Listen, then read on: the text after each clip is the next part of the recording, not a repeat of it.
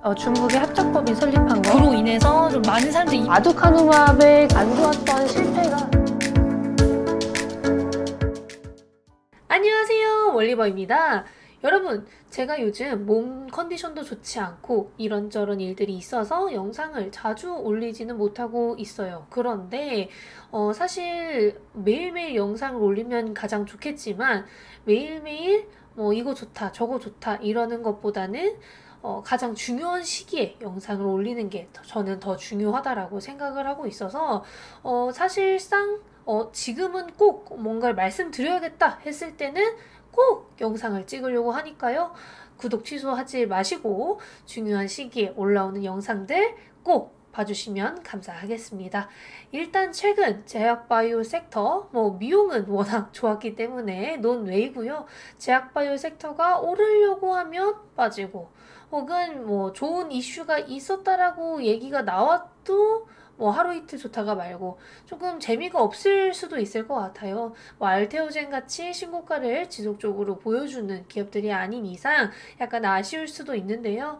오르려고 하면 내렸던 바이오의 경우 5월 비노동 고용인구가 4월 대비해서 정말 많이 늘어났죠. 27.2만 명이나 증가를 했기 때문에 시장 예상치를 크게 상회했습니다. 그래서 금리 인하가 멀어졌나라는 얘기가 나왔었어요. 그런데 오늘 CPI 결과 잘 나오면서 또다시 9월이나 거의 가능성 높게 바뀐 상황인데요. 이제 다만 이번 고용 지표 같은 경우에도 고용의 질이 매우 안 좋아진 것을 감안했을 때 비노동 고용 인구가 많이 늘어난 것은 사실이지만 생각보다 타격은 없을 수 있겠다.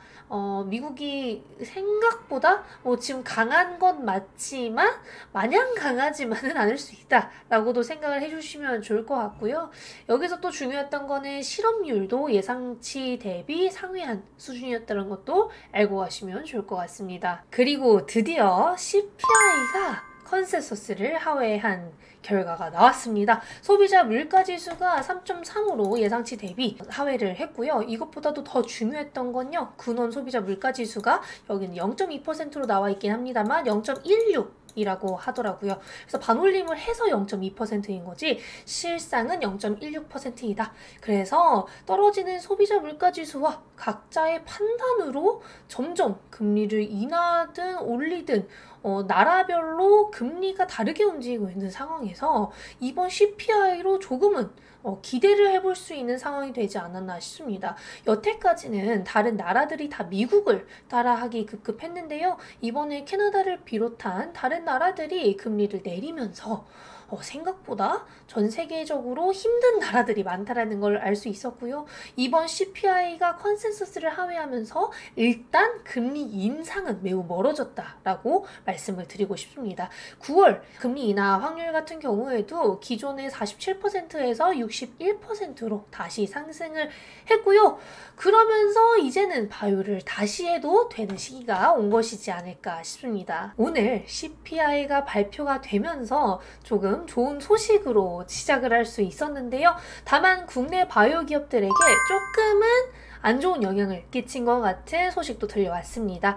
미국에서 생물보안법이라고도 알려져 있고 바이오 보안법으로도 알려져 있는 이 미중 바이오 분쟁에 있어서의 가장 중요한 요소가 입법 과정에서 저지가 되었다라는 소식이 들려왔는데요. 수정안 중에서 바이오 보안법이 제외가 된 것으로 알려졌습니다. 이제 독립 법안으로 통과가 되던지 11월 이후를 노려야 되는 상황이 되었는데 아시겠지만 이 바이오 보안법, 생물 보안법이라는 이 제도 자체가, 이 제안 자체가 21년부터 언급이 많이 되었었고 제기가 되었었던 법안이기 때문에 이번에 안 된다라고 해서 끝은 아니라고 저는 생각을 합니다.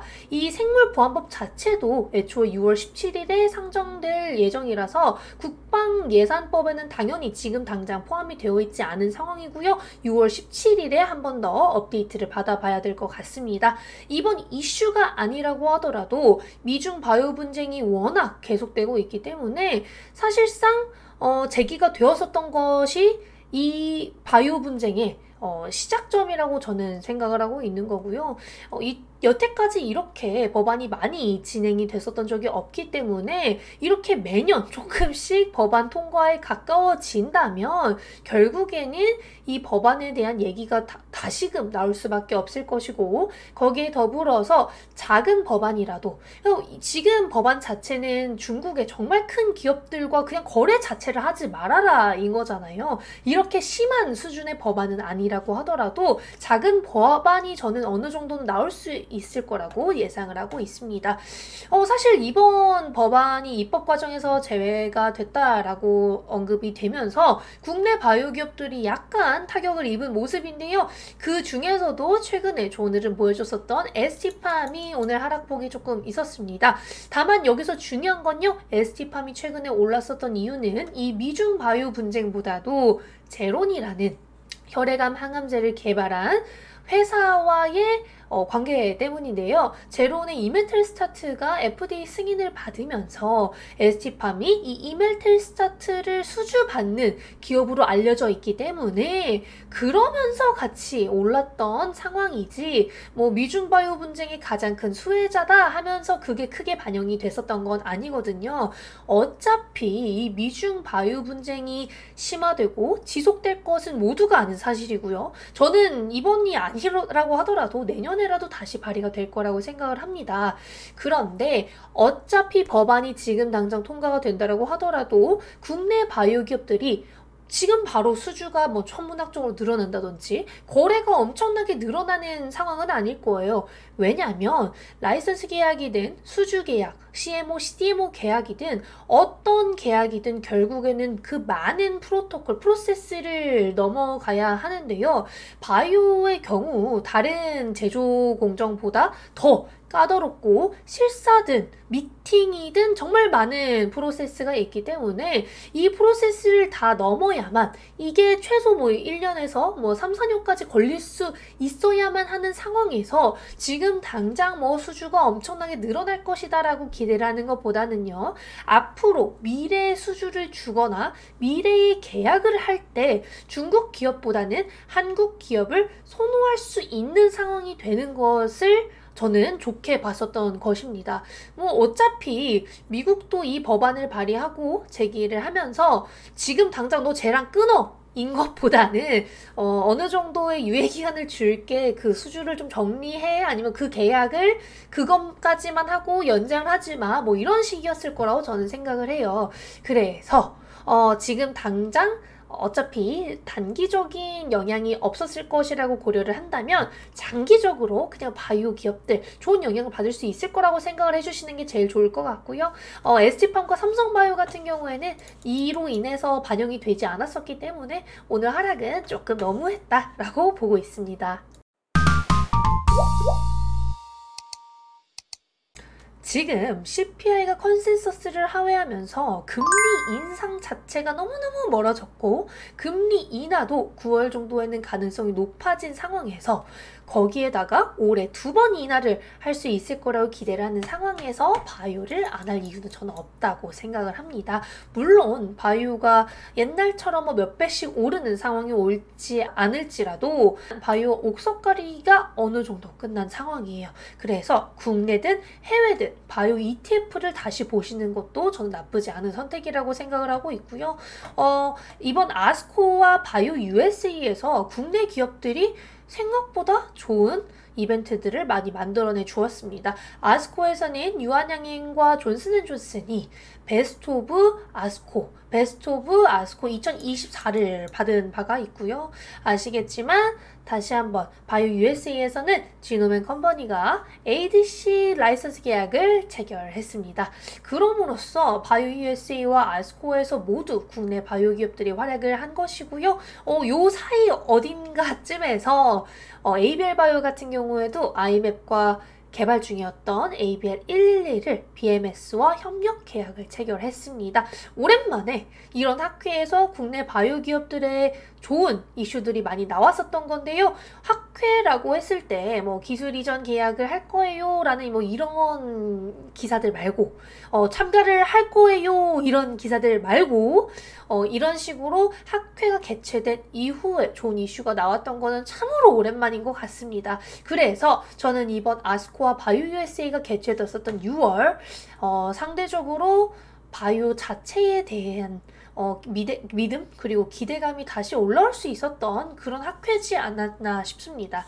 이번에 또 알 수 있었던 SC 제형의 필요성, 우위로 인해서 알테오젠도 이후 계속해서 오른 추세를 많이 보였고요. 미중바이오 분쟁 및 제로네 항암제 FDA 승인으로 ST팜도 수혜를 받은 기업으로서 각광을 받고 있고 AI 바이오 기업이자 신약 개발 기업인 보로노이도 하반기 임상 데이터 발표를 앞두고 최근에 반등을 많이 하는 모습인데요. 보로노이 같은 경우에는 멤버십에서도 설명을 드렸지만 7만 원에 스톡 옵션을 행사할 수 있게 해줬습니다.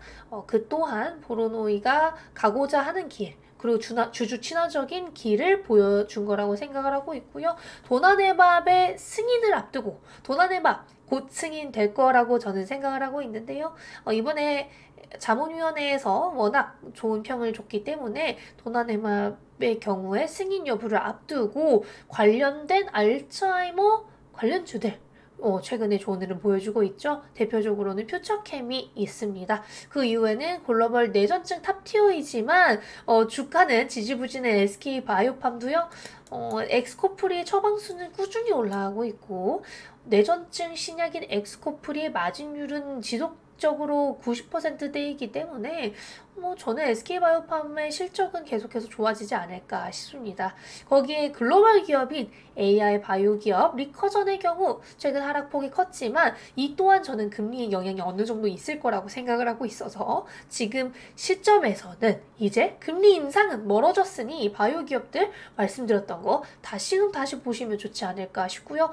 등등 정말 많은 기업들이 있어요. 좋은 기업들 옥석 가리기 많이 되고 있으니까요. 계속해서 보시면 좋을 것 같고 추가적으로 실적 성장이 올해까지는 저는 계속될 수 있을 거라고 생각을 하는 비올과 VT 작년부터 너무 많이 말씀을 드렸지만 실적이 그 이후에도 계속 잘 나오고 있고 VT의 경우에는 최근 K-미용, K-뷰티 쪽 다시 떠오르면서 또다시 관심을 받고 있기 때문에 비올과 VT 모두 실적 발표 앞두고 다시 한번 보시면 좋지 않을까 싶습니다. 그리고 아시겠지만 비올은 특허 결과를 기다리는 재미도 있을 것이기 때문에 그 또한 기대를 해보시면 어떨까 싶네요.